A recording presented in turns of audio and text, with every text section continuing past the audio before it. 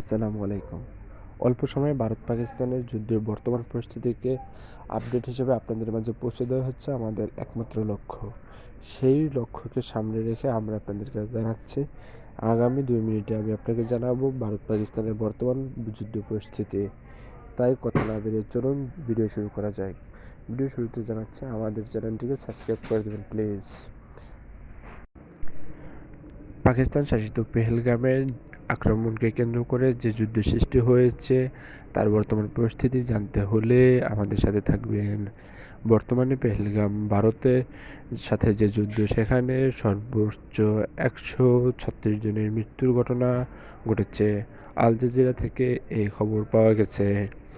বিগত দিনে এগুলো যে যুদ্ধ ঘটনা ঘটেছিল তার সাথে জড়িত সকল সেনাবাহিনীদের সকল সেনা সদস্যদেরকে তলব করেছে পাকিস্তান। এরপরে দরকার হলে ভয়াবহ পরিণতির সৃষ্টি করবে পাকিস্তান, এই হুঁশিয়ারি দিয়েছে পাকিস্তানের এক উচ্চপদস্থ সেনা কর্মকর্তা।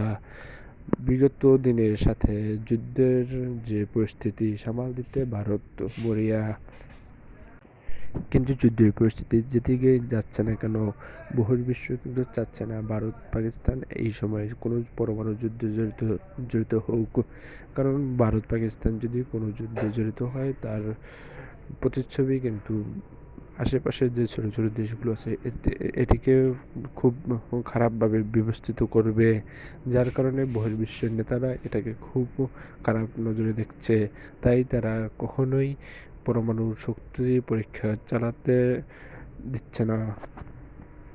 তাই বন্ধুরা, আমরাও চাচ্ছি যে ভারত পাকিস্তান যেন কোনো পরমাণু শক্তি পরীক্ষা না করে এবং তারা পরমাণু যুদ্ধে জড়িয়ে না পড়ে।